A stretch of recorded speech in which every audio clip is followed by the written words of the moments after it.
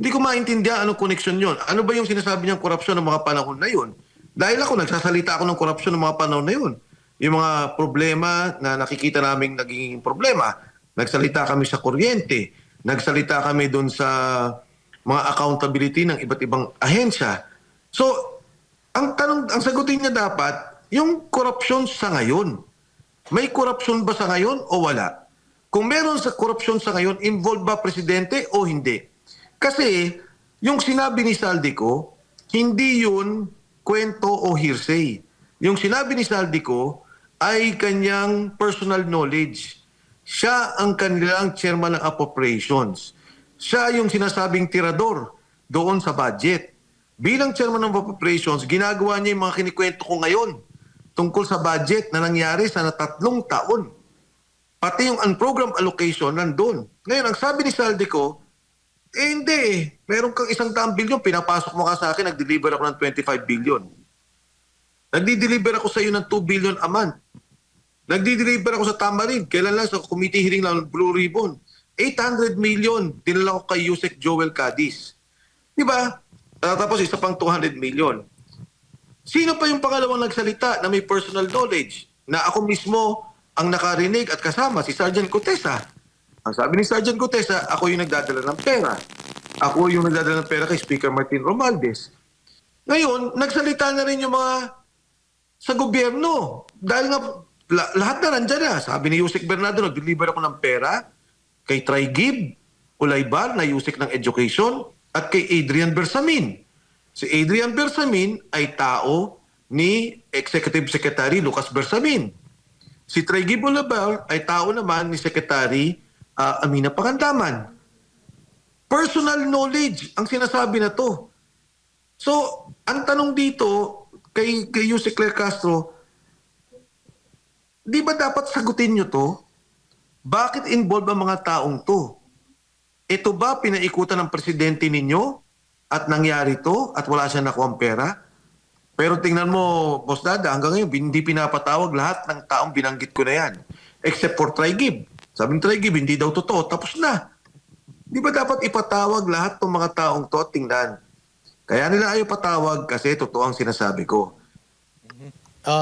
Kong Mike, Boss Dada po ulit. Patungkol, bumalik tayo, napakaganda ng mga sinabi ninyo tungkol sa kung paano nag-work yung budget. Dito tayo doon sa busina para sa pagkakaisa kontra korupsyon. Yun yung tema ng inyong caravan, tama? Ngayon, Yes. kaninang presser or press briefer ni Yusek Claire Castro, yung napakagaling na tagapagsalita tagapagsinungaling ba ng Malacanang, may tanong sa kanya patungkol dito sa inyong caravan kanina. At ito yung kanyang sagot. Baka hindi nyo pa naririnig or hindi nyo alam yung sinabi niya tungkol sa inyong caravan. Particularly, naka-address po yun sa'yo. Yung kanyang statement. Ito yung kanyang sinabi. Yung tahimik sa lantarang korupsyon sa nakaraang administrasyon, nasaan sila noon? Naging enabler ba sa pagnanakaw sa kaban ng bayan noon? Naging kasabwat din ba? Huwag magpakahipokrito. Kailangan natin ng mga taong totoong lumalaban sa korupsyon.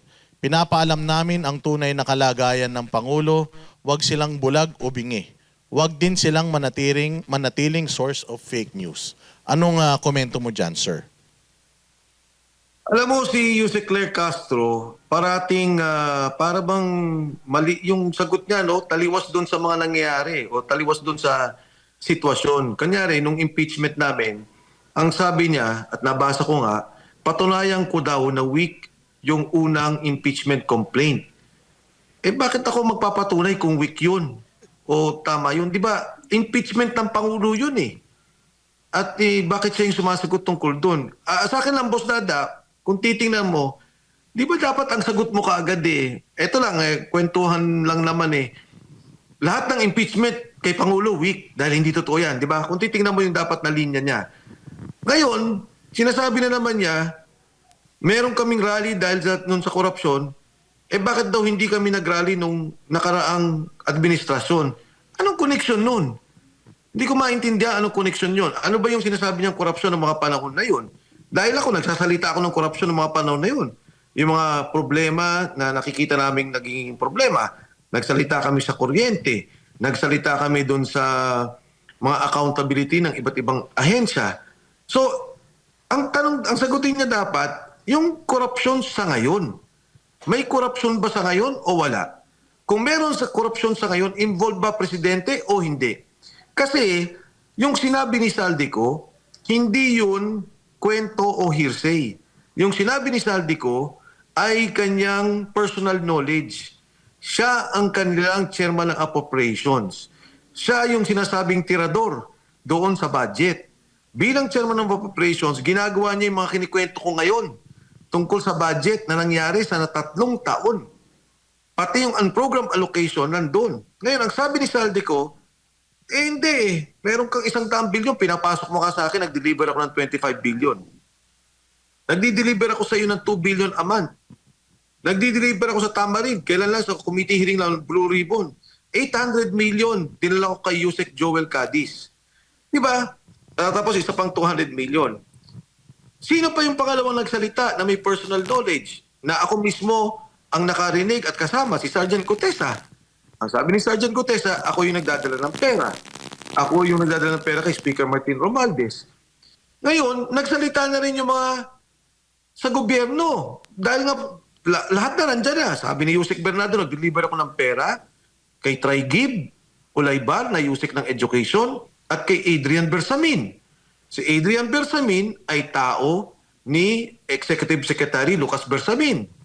Si Traigib Ulaybar ay tao naman ni Secretary Amina Pangandaman. Personal knowledge ang sinasabi na to. So, ang tanong dito kay Yusek Claire Castro, di ba dapat sagutin nyo to? Bakit involved ang mga taong to?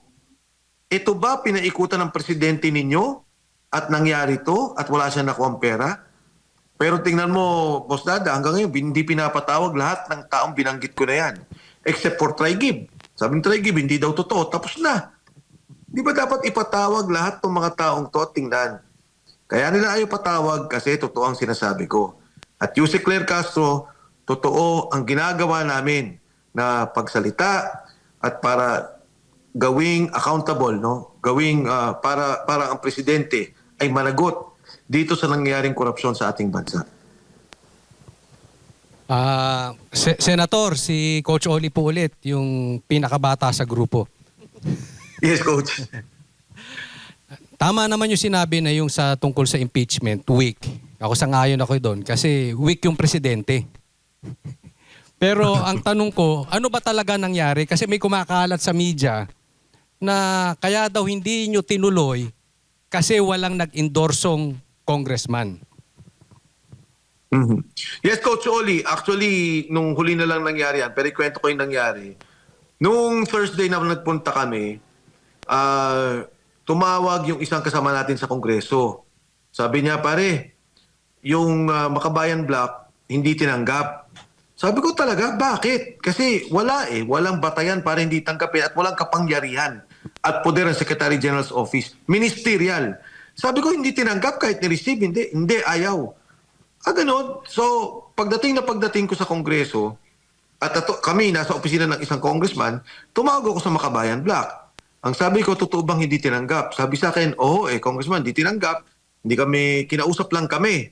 Sabi ko, wow, grabe na yan. Sabi niya, oo nga po Sabi niya, anong tingin nyo? Kayo ba pupunta dito? Sabi ko, pupunta kami. Pinauna lang namin kayo. So, nung nagpunta kami, may kasama kaming kongresista, pero tinawagan ko. Kasi alam ko, gigipitin nila yung mga tao at sinabihan nila, pananakot, pondo, na huwag kayong pumirma dyan sa impeachment. So, ang ginawa ko tinawagan ko, sabi ko, huwag ka munang pumunta. Huwag kang bumaba. Pero pag tinanggap to, samahan mo kami at bumaba ka na. So, sabi naman niya, sige andito lang ako. Pagdating namin, talagang hindi tinanggap. At nagulat ako, sabi ko dun kay Attorney Salonga, sabi ko, pwede ba na ipa-receive ko lang dun sa RAP? Ay, hindi we're not authorized. Di ba ang thinking mo, kahit anong government office, bawal yun Kahit na magreklamo ka sa kahit anong opisina o meron kang isusulat, i-receive nila yun Tinatanggap lang nila yung kung ano man yung pinapaabot mo. So, nagulat din ako. Ang tagal namin nag-usap doon sa opisina, nagkaroon ng video yun, malinaw yung nangyari. Pagdating ako, personal, nagsalita na ako, ayoko na. Kasi alam ko na yung mangyari. Hindi nyo tatanggapin at palulusutin nyo yung unang impeachment complaint dahil na-refer na sa Speaker's Office. So siguro, dahil sa pressure, eto na. Siguro si Abela tatanggapin na, may mga ganun na ng Lunes. Ang problema, yung kasamahan namin na isang pipirma, wala dito sa bansa. At syempre, pinipressure nga yung marami. So, meron din naman katotohanan na may ganong sitwasyon ang mga kasama natin sa Kongreso. Pero para sa akin, immaterial. Personal sa akin, whether or not tanggapin nila, ayoko na. Dahil alam ko sa unang araw pa lang, papatayin din nila yan. Sana, umabot din sa punto na magkaroon kami ng formal, kumbaga na put on record namin yan, pero pag-isipan pa namin. So yung pangatlo, yung sa inyo po, nawala na. Yung dalawa ang pumasok. Ito bang sa Makabayan Actually, Black? Legit po yan o baka nagpapataas lang ng presyo? Alam naman natin, pati yung vice, pina-impeach nila. Ano ba ang posisyon talaga? May tiwala ba tayo dapat sa Makabayan? Actually, Coach Oli, ang nangyari nga sa Makabayan Black, nung una nga ayoko magsalita. Ang sabi ko, okay sa akin yan lahat, mini-welcome ko yan. Ang importante sa akin lang, napag-isahin. Tingnan, lahat ng mga reklamo namin, di ba, ginagawa naman yan kahit sa batas. 3-4 kayong gumagawa ng batas, pinapag-isa at inaayos yung batas. So sabi ko, pwede naman natin pag-isahin yan at pag-usapan sa komite. Pero nung inarang din sila at pinalusot lang yung naunang impeachment complaint, ay sabi ko ito na, hindi na palulusutin maging yung Makabayan Black. Pero of course, yung Makabayan Black, nandiyan naman sila and pinupush lang impeachment complaint nila. Pero ang akin lang kumpiyansa dun sa final natin, talagang grabe yung ginawa naming research doon, ang pag-aayos doon, ang mga batayan. Kasi yung sa atin, umabot tayo ng 10 na grounds tungkol dyan. No? Ako nga, yung na-highlight ko lang dyan, parate yung PhilHealth and PDIC, na kinuha yung pondo sa health funds natin. Yung program allocation, na patuloy lang ginagawa, na nakuha yung mga pangunahing proyekto at yung mga flood control ang ginawa. Tapos yung kay Saldico, na pagbibigay ng pera, graft and corruption, 25 billion, yung 2 billion, and in fact, si Saldico pumayag, tumistigo. Sabi ko, Saldi basta ito, ilalagay ka namin testigo, wala kaming hinihingi sa'yo kung hindi, kung ano man sinabi mo sa video, yun lang. Yung pang-apat, yung cocaine na paggamit ni Pangulo. Dahil ano yun ang nagsalita doon yung kanyang kapatid. So it's not anymore a question na personal, kung hindi ito'y problema na kailangan sagutin ng Pangulo dahil siyempre sa governance maging sa national security. Baka mamaya high yung Pangulo o masama ang trip. Biglang mag-declare ng grera, kawawa naman ang mga pamilyang Pilipino. At yung pang-apat o pang-5, ito napakaganda. Yung kidnapping ni Pangulong Duterte. Kasi tayong ang gobyerno ng Pilipinas, may mga OFW tayo. Kung minsan nga, may kasalanan na yung OFW. Alam natin nagkasala. But we make representations to protect our sovereign, to protect our citizen. Nagbibigay tayong abogado, pagka ito ay nahusgahan na, umaapila tayo, kaya may mga kababayan tayo na napapawi, pinagbibigyan. Pero kung ito maputol yung mga kita, bagay. wala dun sa dalawa yung kidnapping ni Presidente, no? Yung Wala. sa una? Ay, yung pangalawa, yung sa Makabayan, wala. Wala. Oo, kasi gusto nila yun Oo. So itong kidnapping ni Pangulo, kung titingnan mo, napakasama nito dahil hindi lang to question ng kaso. Kung hindi ito'y soberenya ng bansa, maging sa Rome Statute, sa ICC, yung treaty na pinirmahan natin, ang nakalagay doon, mangyayari lang na isusurrender mo sa isang bansa kung failed state, bagsak na yung estado, hindi lang gobyerno. Magulo na talaga. Pangalawa, hindi nagfa-function o hindi kumikilos o gumagalaw ang iyong judiciary. No? Yung husgado mo, hindi gumagana. Gumagana naman pareho to Pangatlo, pagka talaga nagkaroon ng isang kaso, dumadaan sa o kinikilala ng ICC ang lokal na batas ng bansa o yung saligang batas at maging ang proseso ng batas ng bansang yun. So dito sa atin, di ba, pagka hinuli ka, kailangan meron kang warrant of arrest. Di ba? Binibigyan ka ng pagkakataon na magkaroon ng warrant. In fact, bago ilabas yung warrant, sasagutin mo pa nga yun So ito yung nangyari sa bansa natin na mismong Pilipino, isurrender natin sa banyagang husgado, isurrender natin sa banyagang batas. At ang mabigat dyan, nakita naman natin, sabihin nila, hindi eh. Dahil kung dito, hindi makukonvict si Duterte, hindi ho totoo yan. Si Pangulong Erap, kinasuhan dito, 4 billion pesos. In fact, ang pondo lang na corruption doon sa gobyerno, meron doon yung mga wetting-wetting, pero yung 160 million, yun yung tobacco excise tax. Convicted ang Pangulong Erap, ang tagal na kulong habang hinihiring. Ang Pangulong GMA, ayan, dinadalaw ko yan nung nakakulong yan. Pumirma lang doon sa resolusyon ng PCSO doon sa confidential funds ata nila, ni hindi naman niya ginamit, ni hindi naman niya sa opisina niya. Final lang siya ng kaso. Of course, acquitted siya. Pero ilang taon siya nakulong? 5 taon. Nakulong ang Pangulong GMA. Ito si Pangulong Duterte, ba't di nyo dito kasuhan? Bakit dito paharapin sa kaso? Kung may nagawa siya, dito niya sagutin. Sabi lang, crime against humanity. Ganon din naman eh. May mga pamilya dito na tinuturo siya na sinasabi siya ang mastermind. Patunayan niyo po dito. At dito sagutin ng Pangulong Duterte. Yung ginawa nilang pagdala kay Pangulong Duterte sa abroad, alam niyo ho, 3 lang. Ang masama ang sitwasyon, no, pagkamatay ng presidente, 2. At isang kinikilala nating bayani. Si Jose Rizal, bayani pala, hindi naging presidente. Si Jose Rizal, pinatay, firing squad. Si Ninoy Aquino, hindi pa naging presidente, binaril sa tarmac. At ang Pangulong Duterte, inilabas sa bayan, ikinulong sa banyagang kulungan sa ilalim ng banyagang batas. Pilipino ang nag-surrender sa kapwa Pilipino. Ayan, Kong, yan nga yung sinasabi ng marami. Itong kidnapping kay PRRD. Pero ang pinakatanong ng buong bansa ngayon, may pag-asa pa ba yung impeachment kay Bongbong considering na yung sa inyong pinakamay laman ang hindi pumasok? May aasahan pa ba tayo? Coach, hindi ko talaga masagot yan. Pero sa akin, hindi ako titigil. Itutulak pa rin namin yung mga lahat ng pagkilos na ginagawa natin. Kailangan malaman ng taong bayan to higit sa lahat. No? Kailangan nating ihinto yung korupsyon higit sa lahat. Kailangan nating ihinto yung pagkuha nila ng pondo sa PhilHealth, sa PDIC at yung mga pondong dapat gamitin sana sa kinabukasan ng ating mga kababayan. Yung kay Doc Tony Liachon, alam mo, pinapanood ko siya, no? Sabi niya, actually, pinapanood ko siya, sabi niya sa ibang bansa, 10% na lang pagka na-ospital. Binasa ko yung sa Thailand, yung recent nilang health program. Kahit anong sakit mo, 10% na lang. Sana, pangarap ko rin yan para sa bansa natin. Kahit anong sakit mo, kahit papaano may tulong sa iyo gobyerno, 10%.